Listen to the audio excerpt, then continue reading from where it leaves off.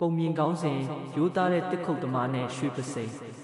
ဟိုးရှိတုန်းကမြေကမ်းနားကရွာလေးတစ်ရွာမှာအလွန်ရိုးသားတဲ့တစ်ခုတ်သမားတစ်ယောက်ရှိခဲ့ပါတယ်။တနေ့မှာတော့သူဟာမြေကမ်းဘေးကတစ်ပင်တစ်ပင်ကိုခုတ်နေရင်းနဲ့လက်ချော်ပြီးသူ့ရဲ့တန်ပစိန်လေးဟာမြစ်ထဲကိုပြုတ်ကျသွားပါတော့တယ်။မြစ်ရေကလည်းနဲ့သူကလည်းရေမကူးတတ်တော့ငါရဲ့ပစိန်လေးမရှိရင်ငါဘလို့အလုပ်လုပ်ရပါမလဲဆိုပြီးစိတ်မကောင်းဖြစ်ကငိုနေမိတာပေါ့။အဲ့ဒီအချိန်မှာပဲမြစ်ထဲကနေရေဆောက်တဲ့မင်းကြီးပေါ်လာပြီးအချင်းလူသား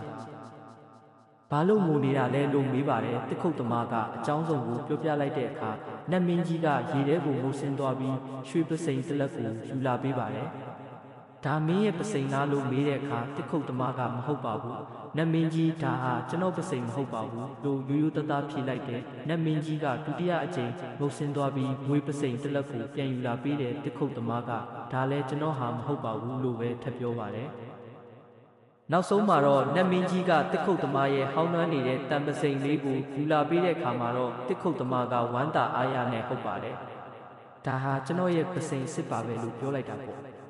တစ်ခုတ်သမားရဲ့ယူသားမှုကိုအလွန်သဘောကျသွားတဲ့နတ်မင်းကြီးဟာသူပိုင်တဲ့တန်ပစိန်အပြင်ရွှေပစိန်နဲ့ငွေပစိန်ကိုပါလက်ဆောင်ဖြစ်ပေးသနာလိုက်ပါတော့တဲ့ယူသားမှုကြောင့်တစ်ခုတ်သမားဟာအစပေါင်းများစွာချမ်းသာသွားခဲ့ရပါတယ်